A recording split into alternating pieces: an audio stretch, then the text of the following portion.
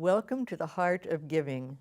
I'm glad you've joined us because, as you know, every time we have a program, we have a new nonprofit telling you about the wonderful things that are happening in the city of Long Beach by people that are doing things because they love what they're doing and they know they're helping.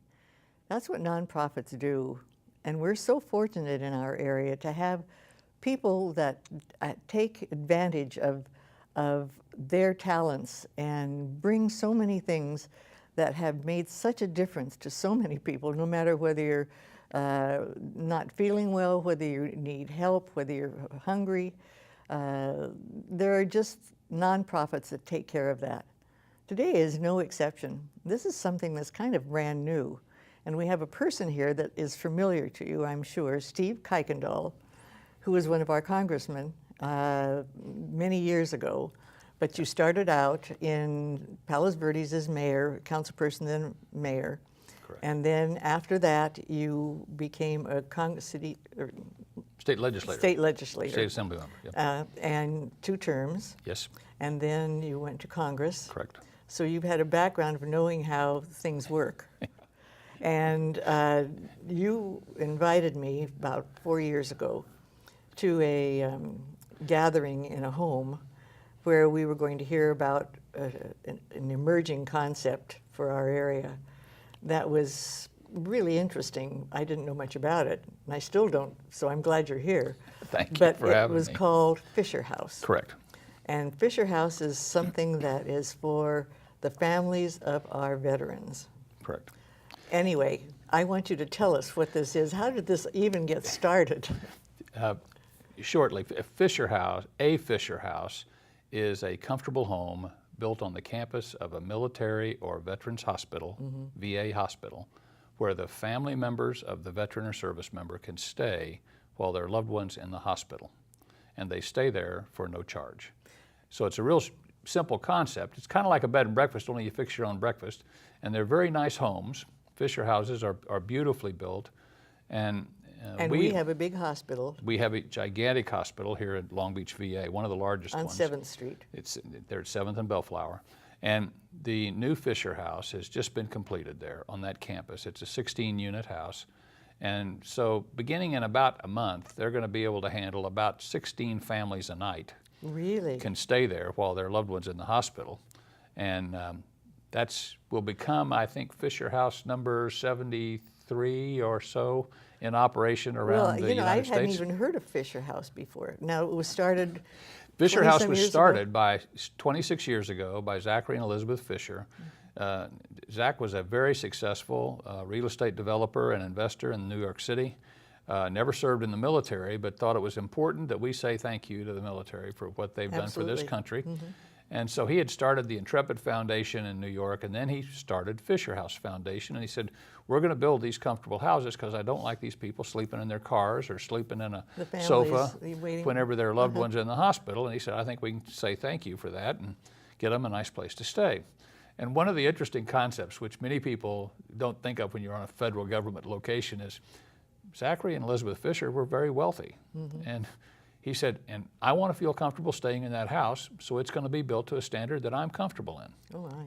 So you go in these houses, and if people here in town happen to be driving by and they see this beautiful home sitting on the VA campus right off Bellflower, it really looks like a high-end luxury home that you would find in Naples or Palos Verdes or how many can you accommodate? This will accommodate 16 families can stay in it, but it's about a 16,000 square foot 2-story building. But when we say that we have one now, we wouldn't have had it if it hadn't been for you. We had to raise a little money here to get this one going. That's right. And how did you start this? Well, about 4 years ago now, it was. There was a lady from the Gold Star Mothers down in Orange County, and she'd been trying to get one going, and they had one that had just opened recently up in West Los Angeles at the VA, and they were trying to figure out how can we get a group to help us organize one to build one at VA in Long Beach, because they need one. They got a gigantic hospital with a lot of patients, and they need this house. And the National Fisher House Foundation wanted help. They said, we need somebody to kind of help us coalesce Get it this, started. get started. So the lady from Nancy Soltis from the Gold Star Mothers and a couple of others, we had a meeting out here at Gold Star Manor, and just a handful of people. It was her and Terry Geiling and a couple other Rotarians and a couple of guys from American Legion, and one guy came down from West LA, and we talked about this. And long and the short of it was we decided the best path for us is to create our own nonprofit and strike out on our own here to raise $3 million to complement the Fisher House Foundation's donation of $3 million and build this house. It was a $6 million, little over $6 million project. So we did, and then here we are in January of 2013. Now it's, almost 4 years come January this coming up, we were incorporated. Well, did you do it by having things in people's homes like I went to? Well, it was interesting. There's different ways to raise money, and that was one of the things that that I had a lot of background in, and some of the other folks on the group did too. But you can hire professionals to do it for you. It's very expensive to do that, and we decided we would do it by just reaching out to the community. And so we had meeting after meeting where we would come up with lists, and we would identify things that says, okay, these folks might be a good person to host an event like you attended. And we've ended up having, between those events in people's homes and events in front of where we speak to Rotary clubs and Knights of Columbus, and I mean, you name it. Got the word out. American Legion and American Legion auxiliary groups and Daughters of the American Revolution. And you can pick the group, and we've probably spoken to them, me and or other directors of ours, over the last 3.5 years. I think it's almost 200 events we've done, and about 13,000 It's people. kind of grassroots. Very much so. And we have no staff. We have no office. Everything is all volunteer. And the only piece of equipment that we bought is we did buy one laptop. Oh, shoot. And that was it. And then did you know how to work it? Well, I figured that out. And what we later did, though, and you'll find this fascinating, we decided we were going to see if we could build this team entirely without having that office and staff, because that's what adds a lot of cost. Oh, yeah. And it takes a lot of the money that you want to go to the project. And so we were very fortunate in that the Kiesel, Young and Logan law firm said they would donate their legal services to us on a pro bono basis, and Wines said they would donate accounting services to us. Oh, my. And That's so wonderful. those two firms, we knew we had people that were both quality in their line of work, and they were also great members of the community, and they were local in that they were local to this region and well known in this region as being And first class They've been part of the community and helping for years and years and years. And so they both donated their professional services. And then we had people on our board and others who donated their homes, or they'd invited us to their meetings, or they gave talks. And we bought a few supplies, which mostly were an envelope so you could mail us a check. And So, so your nonprofit was really to raise money. we started off thinking our job's going to be to raise capital to build. We actually, when we started, we thought we were going to raise the money for the Fisher House at Long Beach, VA, and then we would roll over and start raising the money for the Fisher House at Camp Pendleton. And we thought that would be second, but we'd just do them one after the other. What we had no idea, and neither did Fisher House Foundation, was that a major corporation walked in while we were raising money for the Long Beach one and wrote a check for the Camp Pendleton house. No. Fisher House Foundation had never had that happen, and one corporation just gave them a check and said, we'd like that one built now. Oh, wow. And so while we were raising our money, they built that one. Oh, we didn't have somebody that had that check to come in. But we ended up raising all of our funds, and we got the house under construction in October of last year. We broke ground, and the money's all been raised. We're down to the last little bit of collecting pledges, which are very, very minimal. Was the hospital happy to have you? Oh, they were ecstatic. The Fisher House concept of providing this comfortable place for a family to stay is just, it's a powerful tool in the healthcare business.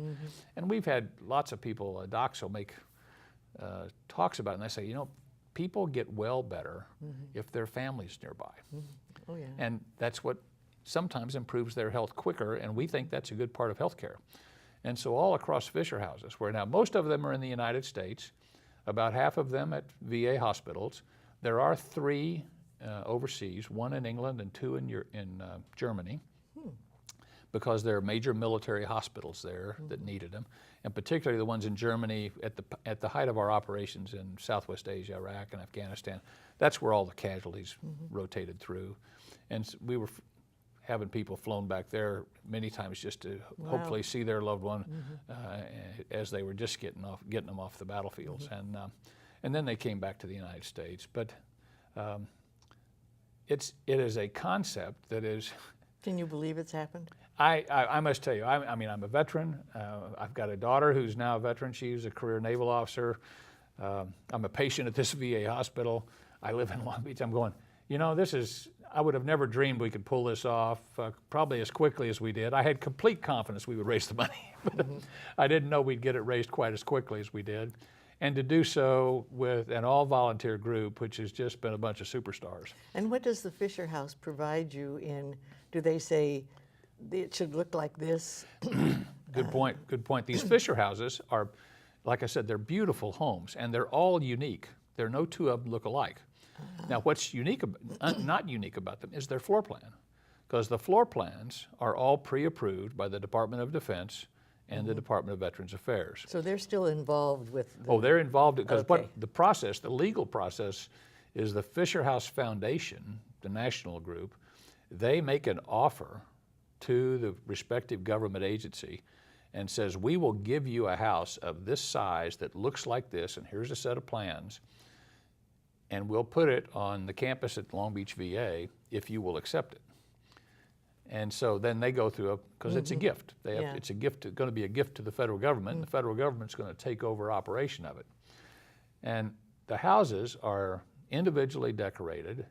And what's so interesting is They're all unique. they are. Okay. I mean, the floor plan will be the same, Yeah, but it's unique. but it'll have unique Well, stuff. you know, the time has gone by so quick, and it's exciting to hear about it. And I love the fact that it's built. Yeah, it's done. Yeah, it's we're in the built. process now of commissioning it by the VA. They've got to put in Well, some computer stuff and all that. Congratulations, Thank you Steve, very much. And please tell your team how proud we are. We that will. that it's there, and that you It's a guys, nice. I got to tell you, did it. it's a nice new asset for the public to see Okay. and know that we say thank you to veterans. Very good. Thank you for being here. Great story. We'll be right back.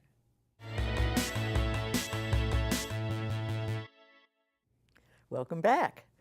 The next program that we have for you is probably one you've heard of, because we did have this on, I don't know if we had this specific one. I know we've had a lot of the groups that work with the Assistance League, but the Assistance League is probably one of the biggest, if not the biggest, in the number of people that are volunteering under the auspices of something that the Assistance League is part of. And today we have two people with us that I'd like to introduce to you. Annette Kashiwabara, who is the Executive Director of the Assistance League, and Patty Brown, who is the incoming, I guess, do they call it incoming? President-elect. President-elect of the Assistance League. Now, when I talk about the Assistance League, all kinds of names come up of groups. The Assistance League is a broad umbrella, Right. and it has different activities and different organizations. Right. Tell me what some of the organizations under the auspices of the Assistance League. Well, Assistance League of Long Beach is the umbrella organization. We have chapter members, and then we also have 4 auxiliaries. And the auxiliaries are 4? We have Rick Rackers, and we have Cameo, Los Hermanos, and Assistines. And in combination, we have close to 900 members. We're actually Counting those 4. Yes, and chapter as well. We are recognized as being the largest chapter of the Assistance League organization. There's 122 chapters across the United States. So it's national. It's a national organization, and we're one chapter, and we are the largest. That's amazing. I didn't know that. I knew it was hundreds, but I didn't know the number, and I Right. also didn't know that that was the largest. Right. Wow. Well, that says a lot for Long Beach. It does. Yeah. I've been talking with the nonprofits for a long time, and just in awe of what's happening in the community. I call it the soul of the city of Long Beach, Right. because it takes so many people that give of themselves 900. 900, and we're so fortunate, and Patty Brown is one of our volunteer members as well, and I think she's got a cute story to share with you, but it's such a pleasure for me to be able to work with Assistance League of Long Beach because the volunteers, they're all members, and they're so dedicated to the philanthropic programs that we have. So while we work on philanthropic programs to help the community and the residents, our volunteers are stellar, and they come from all different walks of life. Let's just talk about the 4 groups. Okay. Okay, you mentioned first the Cameo. And Cameo is for what? Cameo Specific. is a professional organization, so they're women that are still currently working. Okay. They meet on Saturdays, and they have a mentoring program, and that's their specialty. Working in education. Yes. Okie doke. yes. And then you have the Rick Rackers. The Rick Rackers, they help support Operation School Bell. They also manage that program. And they're a smaller group, but they're very mighty because they do manage a huge And how program. many uniforms, school uniforms, do they provide each They year? provide 10,000 children with new sets No. of new school uniforms and backpacks and school supplies. Well, I can still remember when I interviewed someone from Rick Rackers, and they were talking about children having some new clothes, sometimes Right. for the first time in their life. Right, right. So 10,000 students each year. Yes. Wow. And Las Hermanas? Las Hermanas has a special program that they support. It's called Assault Survivor Kits. They provide wear home clothing for survivors of sexual assault. We work with the forensic nurses in the sexual assault response team, and they provide the kits so that the clothing that they have is used for forensic evidence, so they have to give that up. And so we provide those kits and personal hygiene kits. We also work with Women's Shelter of Long Beach and Interval House, providing those kits as well. Other nonprofits in yes, the city. yes. That's wonderful. And then the assistines are the children of the members. Well, actually, some of them are, but you don't have to be a child of a member. You could join on your own. We have about 100 assistines, both male and female.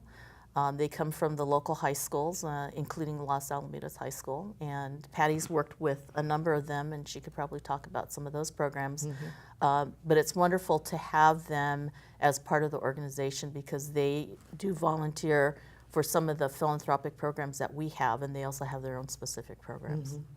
So they learn the art of giving Yes. at a young age. And leadership skills, too. Well, Patty, you are going to be president next year. Is that correct? Next May.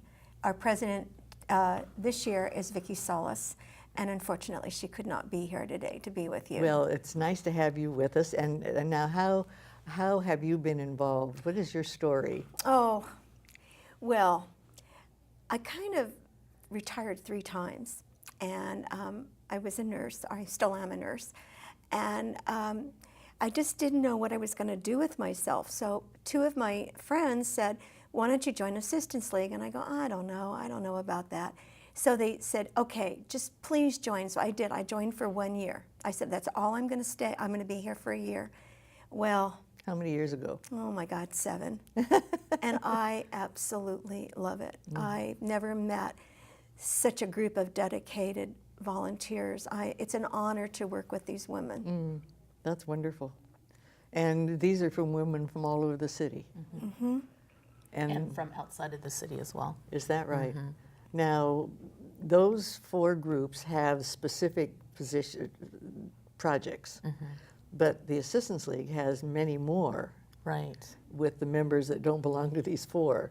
And what are the other projects? Oh, Patty. Well, we have the a la carte, and that we have the ladies that go to Long Beach Memorial and to Miller's, basically, Miller's Children's Hospital. And they provide crafts for the bedside for the children. And as an oncology nurse working there, I used to love when the a la carte ladies came because the kids just couldn't wait for them to come, and they really spent a lot of time with them, and it gave the parents a break. They're a great group of women. They work usually 3 to 4 hours once a month, and there's a team, and they usually cover probably 4 to 5 days a week. We have our scholarship program that gives scholarships to students at Long Beach City College and to California State University, Long Beach. We have our vocational training program, and that's new. And those are students that from the transition program, 18 to 22, and they work at the thrift store. And many of them have issues. And so they're wonderful. They learn skills to help them so that they can get a job. It helps with their self-confidence, and the members absolutely love working with them. They're really a great bunch. This year we'll have 4, I believe, and they'll be working at the thrift store 3 days a week, usually from 9 to 1. Well, your thrift store is a going concern. Oh, I mean, it's really something. And you also have something with, it was in my head and it just left me, orthodontia? oh yes. Oh, we're probably the only chapter that has our own center in our building. And 900? Close to 900. 900 students in braces and 150 in retainers. And where do you get your referred? The referrals come from school nurses, word of mouth, parents talk, and we have they have special days where they will come and they will apply, and then they receive a letter, and then they come, and then they go through the financial screening and so forth. And we have the doctors that look at their mouth to say whether they would be accepted. You have a location, your own location for this? In our building. It was we had the Children's Dental Clinic, which does this also. Right. So there is a real need for this. Definitely there is, yes. So you have 900 in braces? It's a busy place. Absolutely.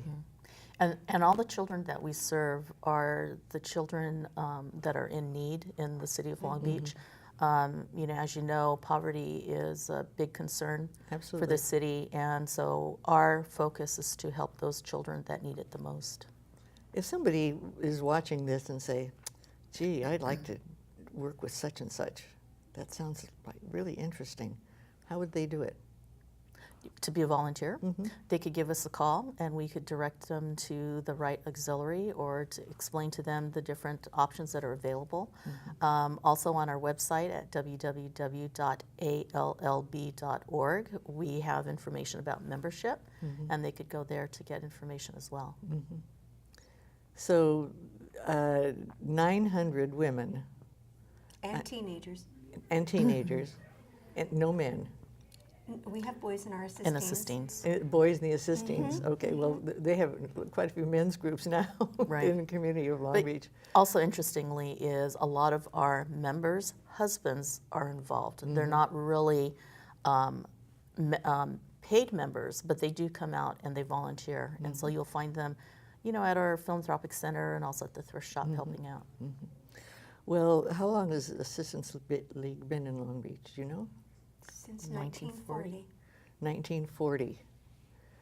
Well, it's sent a message. I know I was involved with the city at a time when the schools were going to have uniforms. And at that time, people were saying, no, they can't afford it. And if it weren't for the Assistance League, Rick Rackers, Right. we wouldn't have been able to make this mass change because they were providing for those that couldn't. Right. And so that was a major move for the Unified School District. And I can remember hearing one little, he was probably in the 6th grade, say, I'm not afraid to walk to school now. I couldn't believe it. Yeah. So Chris Steinhauser says that he's often asked what makes his program so successful as far as mandating school uniforms, and he said he often tells other people that they have to have an assistance league in their city because we are the safety net providing the school uniforms. absolutely, absolutely. Well, I think that the messages that you have in the community. You know, just if you have one person, one of your 900 every day, you've reached over 1,000 people just by being there. So what it's done for Long Beach has just been a real boost and shown that this is a city that really cares. Well, I'm so delighted that both of you came. This was been, I felt that we needed to know more about how this all happened and the groups and what a difference you've made in our community. And I congratulate you. Thank you very much. Well, thank you for having us. Thank you for having us. You bet. I loved it. Thank you very much for watching. I love this when I hear stories like this. And I also want to thank Memorial Hospital for being our sponsor. We'll see you next time. Bye-bye.